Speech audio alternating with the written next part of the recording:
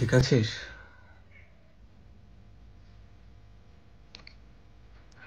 Sorry, মানে আমরা তোকে ঠিক রাখতে পারছি? হ্যাঁ, তোরা আছিস বলেই তো এত প্রতিবাদ হচ্ছে, এত বেগুন সবাই এক জায়গায় হচ্ছে।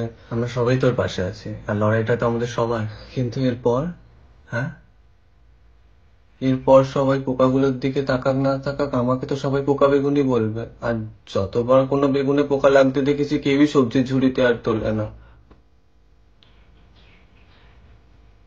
আচ্ছা, আমার যে ইচ্ছে ছিল আমি ইলিশের ঝোলে যাব, আমাকে যেতে দেবে তো ওরা?